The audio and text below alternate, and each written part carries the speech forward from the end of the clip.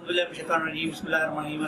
साथियों, Zainul Abidin institute of information technology Chakfari Mirpur के YouTube channel के ऊपर आपको खुशामदीद। आज का हमारा लेसन PHP के बारे में है। PHP भी एक वेब डिज़ाइनिंग लैंग्वेज है जिसके बारे में हम बड़ी डिटेल से पढ़ेंगे।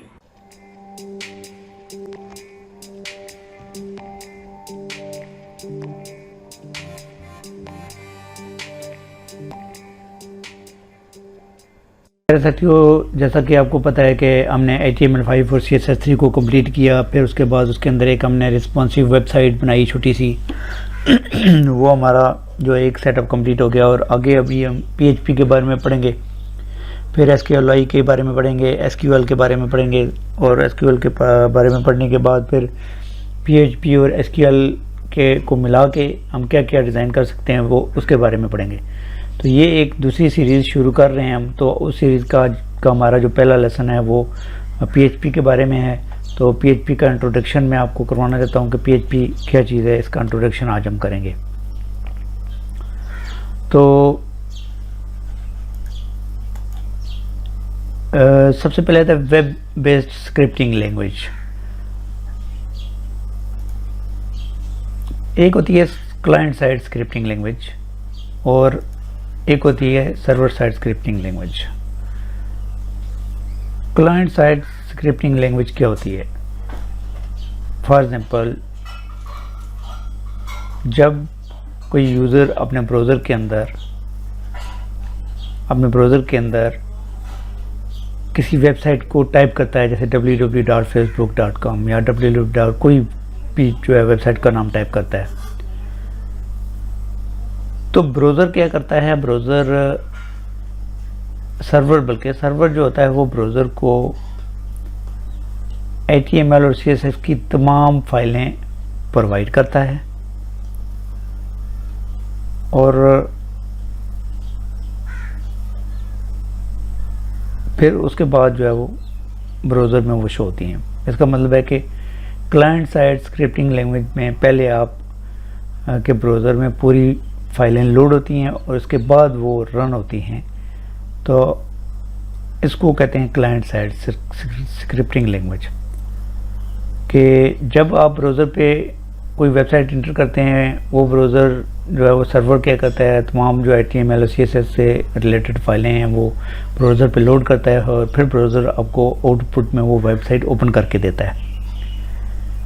अभी मशहूर जो क्लाइंट साइड स्क्रिप्ट लैंग्वेज वो VB स्क्रिप्ट है और जावा स्क्रिप्ट है। अगर हम बात करें सर्वर साइड स्क्रिप्टिंग लैंग्वेज, तो इसके अंदर जब यूज़र जब ब्राउज़र के ऊपर वेबसाइट को इंटर करेगा तो क्या होगा? जब भी यूज़र सर्वर को किसी वेबसाइट को ओपन करने का कहता है, तो सर्वर इस यूज़र को पूरी फाइलें प्रोवाइड नहीं कराएगा, बल्कि इस स्क्रिप्ट को सर्वर पर ही रन करेगा और आउटपुट में HTML दे देगा। सर्वर साइड स्क्रिप्ट लैंग्वेज में जो है वो ये आपको समझ आया कि जब आप फॉर एग्जाम्पल ये सर्वर साइड स्क्रिप्टिंग लैंग्वेज होती है वो विदाउट सर्वर काम नहीं करती है। लोकल सर्वर आपने बनाया है या ऑनलाइन सर्वर है, तो सर्वर जो होता है वो एक प्लेटफॉर्म है जहाँ पे एक रूम है या एक कमरा है, जैसे एक अलमारी है, तो अलमारी के अंदर एक खाने में आपको चीज़ रखते हैं, तो आप समझिए कि सर्वर वो है और आपकी वेबसाइट वहाँ पड़ी है और सर्वर के ऊपर पड़ी हुई है। और आप जब या कोई भी जब उस वेबसाइट का एड्रेस इंटर करता है, यूज़र ब्राउज़र के अंदर इंटर करता है, तो सर्वर जो है वो उस वेबसाइट को जो है ना वो आउटपुट जो है वो शो करता है ब्राउज़र के ऊपर। लेकिन इसमें ये होता है कि सर्वर साइड स्क्रिप्टिंग लैंग्वेज जो होती है ये सर्वर के बगैर काम नहीं करती है। जैसे क्लाइंट साइड स्क्रिप्टिंग लैंग्वेज में हमने HTML की फ़ाइल बनाई और उसको हमने .html के नाम से सेव किया और उसको ब्राउज़र में हम ओपन डायरेक्टली कर सकते हैं, लेकिन सर्वर साइड स्क्रिप्टिंग लैंग्वेज को हम ब्राउज़र पे डायरेक्ट ओपन नहीं कर सकते विदाउट सर्वर। तो इसके ऊपर आगे डिस्कस करेंगे कि सर्वर कैसे बनाएंगे वगैरह वगैरह। तो सर्वर साइड स्क्रिप्ट की मशहूर जो हैं हमारे पास PHP है, .NET है, पाइथन है, ठीक है। ये PHP मतलब अभी आपको पता होना चाहिए कि PHP क्या है, एक सर्वर साइड स्क्रिप्टिंग लैंग्वेज है। इसके लिए हमें एक सर्वर की ज़रूरत होती है। सर्वर के बगैर हम PHP में कोई भी कोडिंग नहीं कर सकते, और अगर कोडिंग करें भी तो वो शो नहीं कर सकते। What is PHP? PHP क्या है? अच्छा, PHP से क्या बनता है? PHP से बनता है हाइपरटेक्स्ट प्री प्रोसेसर। शुरू में जब PHP लॉन्च हुई तो उसको PHP से बनता था हाइपरटेक्स्ट होम पेज, ठीक है। तो अभी जो है इसका जो लेटेस्ट नाम है वो हाइपरटेक्स्ट प्री प्रोसेसर है। PHP से हाइपरटेक्स्ट प्री प्रोसेसर इसका जो मकसद क्या है, ये PHP से क्या होता है? इससे create a dynamic website database, मतलब ऐसी वेबसाइट डेटाबेस वेबसाइट बनाते हैं हम। डायनामिक वेबसाइट जो होती है बनाने के लिए यूज़ करते हैं। वेबसाइट दो तरह की होती हैं। एक वेबसाइट दो तरह की होती है, आपको पता नहीं, एक स्टैटिक वेबसाइट और एक डायनामिक वेबसाइट। स्टैटिक वेबसाइट वो होती है जिसमें जो बनाते हुए हम HTML या CSS को यूज़ करते हैं, और अगर स्टैटिक वेबसाइट के अंदर हमें कोई तब्दीली करनी है तो हमें HTML और CSS का नॉलेज बहुत ज़रूरी है। और अगर कोई पेज हमने ऐड करना है तो ज़ाहिर है फिर हम HTML की फ़ाइल को ओपन करेंगे, वहाँ पे जाके HTML लैंग्वेज के अंदर उस पेज को ऐड डिलीट और करेंगे। ये थी जो है वो स्टैटिक वेबसाइट जो अमूमन HTML में बनती है। तो इसके अंदर एडिटिंग करने का मैंने आपको बता दिया। डायनामिक वेबसाइट के अंदर आपको एक एडमिन पैनल बना देते हैं, और अगर आपको कोई भी चेंजिंग करनी है तो एडमिन पैनल में जाकर चेंज कर सकते हैं। इसके अंदर आपको HTML का जानना ज़रूरी नहीं होता। इसको हम कहते हैं कंटेंट मैनेजमेंट सिस्टम। पूरी दुनिया में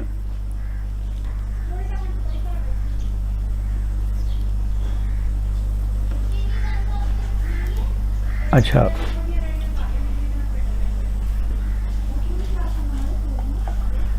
तो ये डायनामिक वेबसाइट्स कौन कौन सी हैं, मशहूर डायनामिक वेबसाइट्स कौन कौन सी हैं, इसके बारे में मैं आपको बताता हूँ कि मशहूर डायनामिक वेबसाइट्स कौन कौन सी हैं।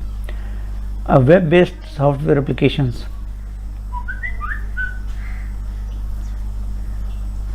पूरी दुनिया में मशहूर, बहुत से मशहूर जो है वो कंटेंट मैनेजमेंट सिस्टम है, जिसको हम मतलब वर्डप्रेस कहते हैं, वो भी PHP में बना है। PHP की मदद से हम वेब बेस्ड सॉफ्टवेयर एप्लीकेशन बना सकते हैं। PHP के अलावा भी बहुत सी ऐसी लैंग्वेज हैं, मगर PHP एक बहुत मशहूर ज़बान है, और ये मशहूर क्यों है इसके बारे में आगे हम जानते हैं।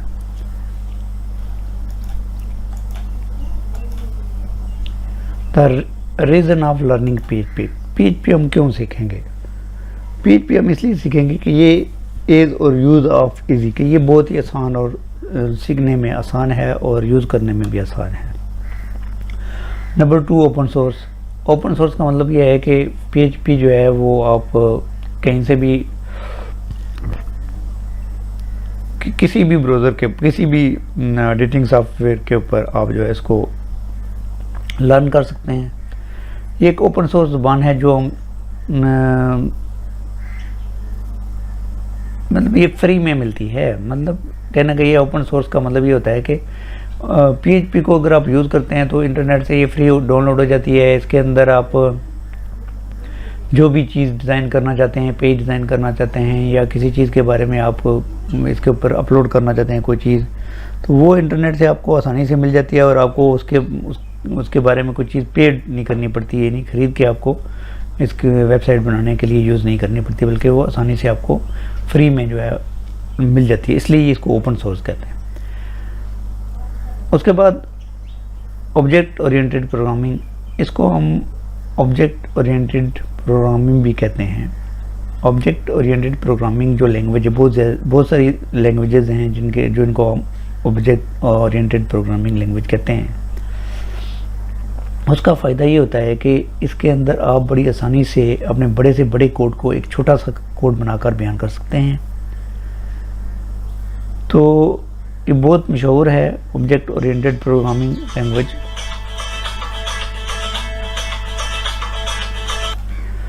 तो इस तरह ऑब्जेक्ट ओरिएंटेड प्रोग्रामिंग लैंग्वेज जो है ये इसने आसान कर दी है वेब डिज़ाइनिंग को और यूज़र को इसके अंदर काम करने में वगैरह वगैरह। क्रॉस प्लेटफॉर्म कैपेबिलिटी क्या होती है? PHP के अंदर आप जो है डेवलपमेंट बहुत आसानी से कर सकते हैं और ऑपरेटिंग मतलब ये किसी भी ऑपरेटिंग सिस्टम के ऊपर चल सकता है। PHP जो है क्रॉस प्लेटफॉर्म कैपेबिलिटी का मतलब ये है कि इसके अंदर इतनी कैपेबिलिटी है कि ये विंडो पे चल सकता है, लिनक्स पे चल सकता है और किसी भी ऑपरेटिंग सिस्टम के ऊपर PHP जो रन कर सकती है। इसलिए ये सीखना हम इसको सीखते हैं। Work with all servers Apache like IIS। इसका मतलब ये है कि PHP एक ऐसी लैंग्वेज है जो हर किस्म के सर्वर के साथ काम कर सकती है, जैसे अपाची के साथ कर सकती है, IIS के साथ कर सकती है। इसलिए हम इसको सीखते हैं ताकि ये जो भी सर्वर हम यूज़ करें उसके साथ ये काम करें। सिक्योरिटी में ये होता है कि ये बहुत ही सिक्योर होता है। इसका अंदर जो PHP के अंदर जो सिस्टम बना हुआ है इतना सिक्योर है कि आपके वेब पेजों को बहुत सिक्योर रखता है और किसी किस्म की जो है वो हैकिंग की प्रॉब्लम से फ्री रखता है। ह्यूज कम्युनिटी का मतलब ये है कि पूरी दुनिया के अंदर PHP का जो है वो बहुत ज़्यादा यूज़ है और बहुत सारी जो है वेबसाइट्स PHP के अंदर बनी हैं क्योंकि ये अच्छी लैंग्वेज है, यूज़ करने में आसान है और इसके अंदर बहुत सारे फ़ायदे हैं जिसकी वजह से ज़्यादातर लोग वेबसाइट इसके अंदर डिज़ाइन डेवलप करते हैं। तो इसलिए जो चीज़ आम हो उसके बारे में जब भी आपको जानना हो तो आप आसानी से उसके बारे में जान सकते हैं। तो जो चीज़ इतनी ज़्यादा हम ना हो उसके बारे में, जो मिलती ना हो, नायाब हो, तो उसके बारे में जानना बहुत मुश्किल हो जाता है। तो इसलिए इसके बहुत ज़्यादा वेब डेवलपर हैं। कभी कोई प्रॉब्लम हो तो आप आसानी से गूगल के ऊपर सर्च करके अपने मिसाइल कॉल कर सकते हैं। और दूसरा ये होता है कि 30% शेयर मार्केट का जो है वो PHP के पास है। इस लिहाज से ये बहुत इम्पोर्टेंट लैंग्वेज है। उसके बाद आगे चलते हैं कि use of PHP in web development. क्यों इसको यूज़ करते हैं हम PHP को डेवलपमेंट के अंदर? CMS कंटेंट मैनेजमेंट सिस्टम के बारे में पहले मैंने वो बताया कि एक एडमिन पैनल बनाते हैं, उसके अंदर यूज़र जाके अपनी जिस तरह की मर्ज़ी चेंजिंग करना चाहिए कर सकता है। तो जैसे डायनामिक वेबसाइट के बारे में मैंने शुरू में बताया था कि डायनामिक वेबसाइट ऐसी वेबसाइट होती है जिसके अंदर यूज़र का इंटरेक्शन होता है और वो खुद जो है वेबसाइट के अंदर जाके चेंजिंग कर सकता है, जबकि स्टैटिक वेबसाइट के अंदर ये चीज़ें नहीं हो सकती। ई कॉमर्स वेबसाइट का मतलब ये होता है कि आप कोई सेल परचेज़ करना चाहते हैं या कोई ऐसी वेबसाइट बनाना चाहते हैं जिसके ऊपर यूज़र जो है वो डायरेक्टली ऑनलाइन सेलिंग और परचेजिंग करे, तो उसकी उस तरह की वेबसाइट आप इसके अंदर बना सकते हैं। मेल सर्वर में ये होता है कि आप PHP के अंदर मेल के हवाले से कोई वेबसाइट डिज़ाइन करना चाहते हैं, जैसे Gmail हो गया, याहू हो गया, इस तरह की चीज़ें आप डिज़ाइन कर सकते हैं। चैटिंग के लिए जिस तरह हमारे सिस्टम बने हैं, व्हाट्सएप हो गया, मैसेंजर हो गया, इस तरह की जो चीज़ें जो चैटिंग के लिए बना सकते हैं आप, उसके लिए आप PHP के अंदर बहुत अच्छे तरीके से वेबसाइट और चैटिंग के हवाले से बना सकते हैं। फाइल स्टोरेज सिस्टम, अगर आपने कोई ऐसा फाइल स्टोरेज सिस्टम बनाना है तो वो आप PHP में बना सकते हैं, जैसे गूगल ड्राइव वगैरह। ERP एंटरप्राइज रिसोर्स प्लानिंग, इसके अंदर भी आप जो है मुख्तलिफ़ किस्म की चीज़ें डिज़ाइन कर सकते हैं। और उसके बाद CRM कस्टमर रिलेशन मैनेजमेंट, ऐसा कोई सिस्टम जिसके ऊपर आप कस्टमर ये वही है कि आप सेल परचेज़ के हवाले से कोई ऐसी कोई सिस्टम आपने बनाया है जिसके ऊपर आप जो है वो चीज़ें सेल और परचेज़ करना चाहते हैं, तो उसके लिए आप वेबसाइट बना सकते हैं PHP के अंदर। जैसे ये हमारे ऊबर है पाकिस्तान के अंदर, एक टैक्सी सिस्टम है, उसके बाद इसके अंदर करीम है। तो ये इस तरह की वेबसाइटें PHP के अंदर बनती हैं और बहुत ज़बरदस्त वेबसाइटें बनती हैं। उसके बाद PHP की जो मशहूर वेबसाइटें, फेसबुक है, याहू है, विकिपीडिया है, मेल चिम्प है, फ्लिकर है, तो ये वेबसाइटें जो सबसे ज़्यादा फेसबुक आप जानते हैं। फेसबुक क्या है? फेसबुक के ऊपर करोड़ों अरबों लोग एक टाइम में पोस्ट कर रहे हैं, वीडियो अपलोड कर रहे हैं, हर चीज़ कर रहे हैं, लेकिन इसमें आज़ादी होती है, कोई भी बंदा किसी भी टाइम कुछ भी कर ले, कोई मसला नहीं होता है। इस तरह याहू, जिस तरह मेल, जीमेल हो गया, जीमेल के ऊपर आप जो है वो एक टाइम में कितने लोग मेल कर रहे हैं, वो आ रही हैं, रिसीव हो रही हैं, जा रही हैं। तो इस तरह की चीज़ें जो वेबसाइट हैं जो PHP के अंदर बनती है।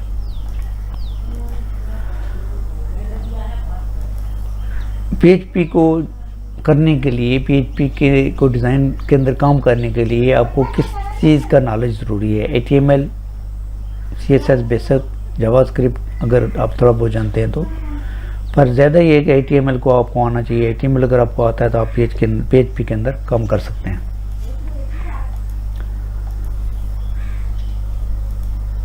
उसके बाद PHP को रन करने के लिए हमें किन सॉफ्टवेयर की ज़रूरत होगी?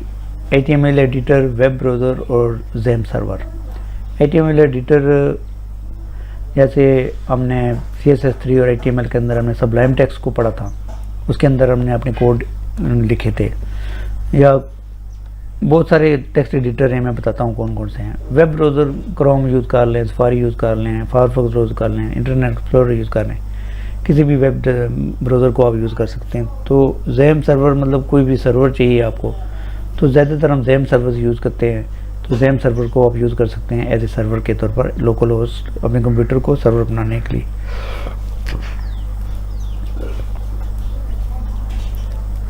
अच्छा, PHP को करने के लिए हम कौन से एडिटर यूज़ कर सकते हैं और कौन सा हम यूज़ करेंगे? नोटपैड यूज़ कर सकते हैं, जो ये विंडो के साथ ऑलरेडी आता है, जब इंस्टॉल करें तो होता है। नोटपैड प्लस प्लस, ये भी हम डाउनलोड करके इसको यूज़ कर सकते हैं। सबलाइम टेक्स्ट हमने पहले यूज़ किया है। आटम PHP सॉफ्टवेयर जो है ये एक पेड सॉफ्टवेयर है। VS कोड भी यूज़ कर सकते हैं आप। तो यहाँ पे हम आटम को यूज़ करेंगे। सबलाइम टेक्स्ट हमने पहले भी यूज़ किया है, तो इसलिए नया हम आटम यूज़ करेंगे ताकि हमें एक नए एडिटर की जो है वो यूज़ करने का पता चल जाए। तो ये हमारा जो इंट्रोडक्शन था कि आज हमने जो PHP के बारे में इंट्रोडक्शन दिया मैंने आपको। तो आज के ट्यूटोरियल में हमने सिर्फ इंट्रोडक्शन देना था। तो मुझे उम्मीद है कि आपको PHP के बारे में समझ आ गई होगी। अगर आपको आज की हमारी वीडियो अच्छी लगी तो हमारे चैनल को सब्सक्राइब करें, लाइक करें, शेयर करें अपने दोस्तों के साथ, और बेल आइकन पे लाजमी क्लिक करें ताकि हर आने वाली नई वीडियो की नोटिफिकेशन आपको मिलते रहे। आगे ट्यूटोरियल में इतना ही, मिलते हैं नेक्स्ट ट्यूटोरियल में। तब तक के लिए इजाज़त दीजिए। अल्लाह ताला आपका हम नसर हो।